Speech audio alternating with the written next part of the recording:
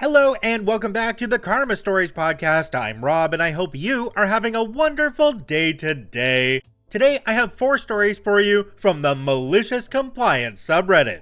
The Karma Stories podcast is published to all major podcasting platforms, and you can also read along on YouTube under our @Karma Stories podcast handle. If you have a story you'd like to submit to the podcast, you can do so by email at karmastoriespod@gmail.com. Alright, on to today's stories. Let's jump right in. This story comes to us from Bad Bee Hero Dundas. Terrible manager collapses an entire department. I worked in an accounting department at a small business. My boss, Gary, was great and gave us lots of autonomy to get everything done. It was a small business, and over the years, as is common in small businesses, I picked up a number of duties that weren't strictly in my job description, but were pretty important. We also had a number of processes that were not well documented, but we were understaffed and not able to make any real changes. Things overall were pretty good though, and our workflow worked well and everyone was happy. Not everyone though. Gary's boss, Carl, recently had taken over as president of the company and wanted to slash cost. Gary was one of the highest paid employees, and Carl tried to get him to take a pay cut or a cut in hours. When Gary refused, Carl fired him and shortly replaced him with Matt, who was much less experienced and much less qualified. Around this time, I used my leverage with Carl to get a solid raise. I knew Carl would be looking to replace me soon like he did with Gary, but I was too essential to lose without Gary there either. I figured I had about 6 months, which lined up with about when I was planning to move out of state anyway. So knowing that when I did leave, my coworkers would be stuck picking up the slack of my job, particularly all the ancillary stuff I had picked up that was not documented at all, I started writing a detailed manual for my own job when I had time here and there. I didn't really care for Matt or Carl, but I figured it would save my coworkers a lot of stress. Matt was a poor accountant and a worse manager. He was an awful micromanager with no concept of the bigger picture. Pretty quickly, he noticed that I was spending time doing all these other duties, not in my job description. He told me I was only to work on projects he assigned to me directly. I tried to point out all the things that would not get done if I didn't do that. He was having none of it and told me to not worry about it as it wasn't my job. Sure thing, boss. I stopped doing anything except what he told me to do, and the department started falling apart. Customer emails went unanswered, software stopped working with no one to support it, files weren't organized, etc. I normally took care of these and 100 other things, but Matt was pretty clear I'm not to do any of it. I also stopped working on my manual. After a few months of this, but sooner than I expected, I was laid off by Carl and Matt for budgetary reasons. Of course, they listed my job on Indeed that same day for a laughably low salary. I was given no warning, just sat down for a meeting with the two and walked out the door. Matt didn't allow me to take anything from my desk, access my computer, or say my goodbyes to my coworkers. He was also very clear I was not to retain any company documents or information. Sure thing, boss. So I left and I heard from my coworkers still there that over the next few months, things took an even worse nosedive. They weren't able to fill my job, and nobody could cover most of my actual job duties or any of my ancillary duties. By this point, vendors weren't being paid and payroll wasn't going out on time. And then I got the call. Matt found the file I had left in a conspicuous spot on the network drive, job manual and processes.zip.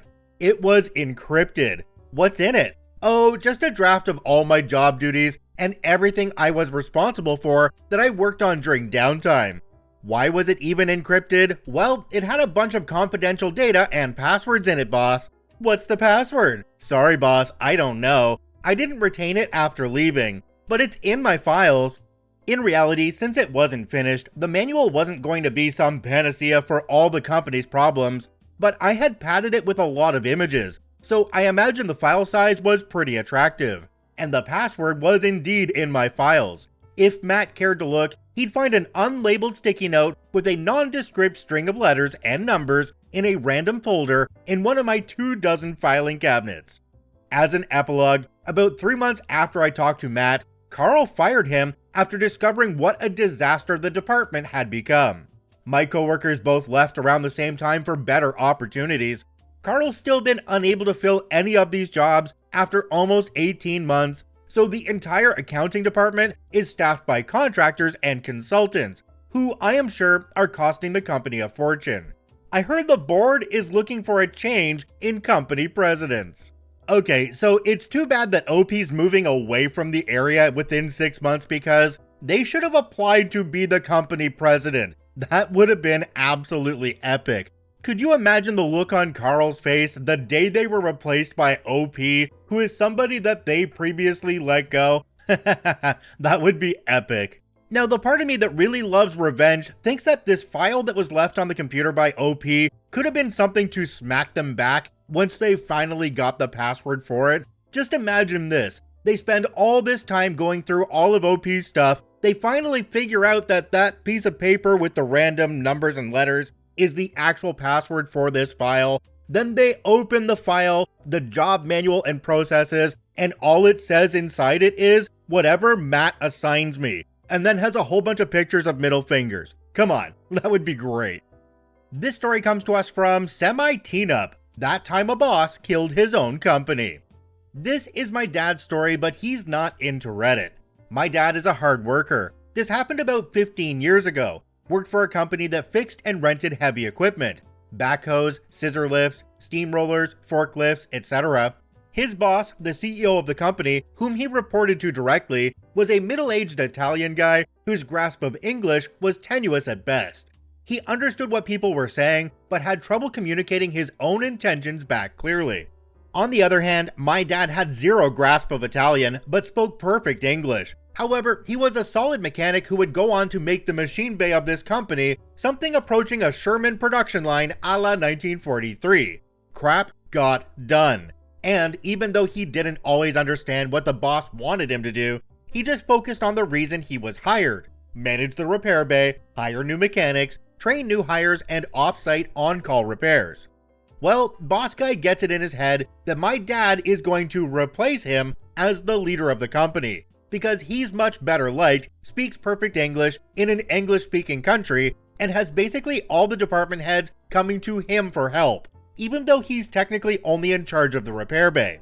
And so he calls my dad in, chews him out. We think it was mostly Italian, so my dad wasn't picking up on it, but the tone indicated as much, and manages to communicate that he's being fired for poor work performance. And my dad just smiles, shakes the guy's hand, and leaves. And thanks to his less than firm grasp on both the English language and business law, the boss guy just sent him on his way with his last paycheck and nothing else. So my dad started his own business in the heavy equipment mechanic market, and after telling all his old work buddies about the situation, suddenly got a bunch of new hires, and his old workplace suddenly had a lot of vacancies that the boss had no idea how to fill, because the guy he'd hired to do that had just been fired. He went under about 6 months later. Sometimes my dad drives past where the old shop was on his way to a call. When he does, he just laughs and laughs. OP added an edit down below this one. It says, "Edit, for everyone who's been saying this isn't malicious compliance, here's why I think it is. When my dad was brought into the office, he knew right away that he was getting fired, and he knew right away what the heck he was being fired for. Of course, the boss didn't say that the reason he was firing my dad was because he was feeling threatened by my dad's popularity and work ethic. Instead, he just blustered through my dad's poor work performance and fed him a line of BS about how he'd put up with it for a long time, but enough was enough. And my dad thought about taking him to court, but then, as he tells it, a bolt of lightning came down from on high, and he just reached out and shook his boss's hand. He knew that if he took the butthole to court, he might get money out of him, almost certainly would have, but his boss would have had time to think about things and try to force a non-compete contract down his throat. By just resigning immediately, he knew his ex-boss would never even think of it until it was too late. And he double-timed it, putting in paperwork to get his new company off the ground before ex-boss could think of it. So maybe I didn't explain details and motivations clearly enough, but based on how my dad told the story, I think it definitely fits into malicious compliance. Jumping down to the comment section on this one, we have one from a user called Desert Fairy. It says, "The most humbling truth of business is that you will create your own destruction. A toxic workplace will spawn your competition, and poor services will drive your customers to the other guy." You know, if we look back on this one, the Italian guy was actually correct because OP was going to lead a company, just not the one that the Italian guy was in. He went and created his own and drove the other one out of business. You know, the Italian guy could have just made OP's dad like a managing partner or something, and OP's dad could have done all the work running the place while the Italian guy just collected paychecks and did nothing. I guess that's an opportunity that was absolutely wasted. This story comes to us from Harley Davidson JK. Need me to be more efficient? Okay, here's 100 pounds worth of damage. I got my first job when I was 16. Dodgy, family-run business. Paid less than minimum wage, but whatever. Anyway, there was one manager there who was the definition of middle-aged woman hate the younger female coworkers. Let's call her Smudge. Her mascara application was dreadful. Smudge was one of those people who gave you the most harsh, vicious critiques, but with a huge smile on her face. She wrote the book on passive aggressiveness, and for some reason, she was constantly on my case. Even though I'd go above and beyond in my role for this crappy company. For reference, I worked in an area where I just collected and cleaned dishes, which had to be transported upstairs, restock stuff, etc. Anyway, this one shift, there was a huge rush, and I had to run around collecting dirty dishes. The trays were so flimsy, it felt like I was piling stuff on cling film.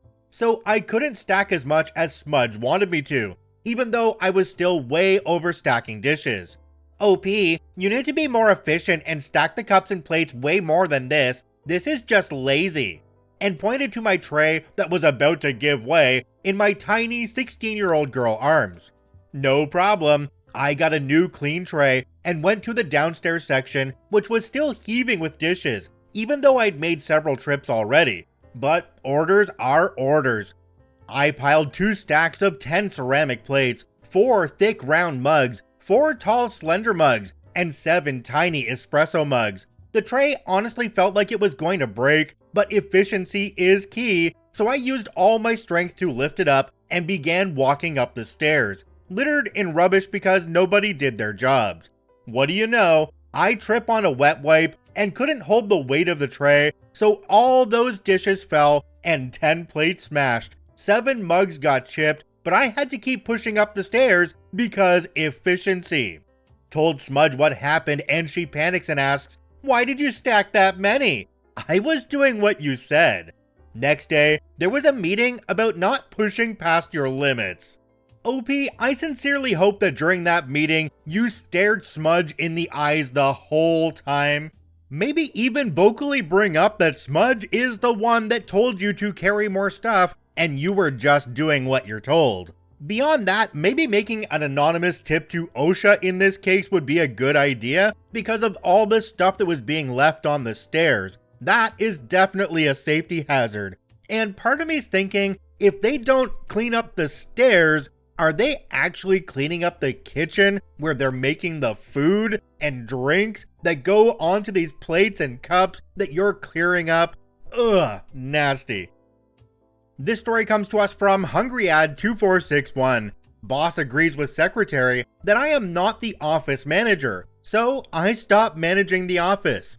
When I was doing my articles at a small law firm, internship to be admitted as an attorney, I was the go-to person for everything at the office. Setting up computers, buying stationery, paying bills, going to court, seeing clients, etc. After being admitted as an attorney, I continued doing all this because the secretary only did about 20% of what a secretary would usually do, and refused to do anything else. My boss does some shady business, doesn't pay taxes, etc., so he couldn't just fire her for fear of her ratting him out. He also never disciplined her. We are not in the US. Since we worked from my boss's mother's house, the secretary also spent about 50% of her day just chatting to his mother, and they became fast friends. Guess who was always the evil one that everyone ganged up on? Yours truly. I was made out to be incompetent at my job, and I used to cry a lot and almost became an alcoholic from work stress. One day, the secretary got really upset with me after I asked her to buy stationery since we didn't even have staples, and after a heated argument, told me that I'm not the office manager and I should stop lording it about as if I was. Bear in mind, I was her senior both as an attorney and in number of years worked at the firm. My boss did nothing and got rather upset with me, and so did his mother. I decided there and then I am done doing both secretary work and my attorney work because I was working roughly 50 to 60 hours per week trying to get everything done without receiving overpay. The unemployment rate in my country is around 30%, and in the legal field, supply of lawyers exceeds demand.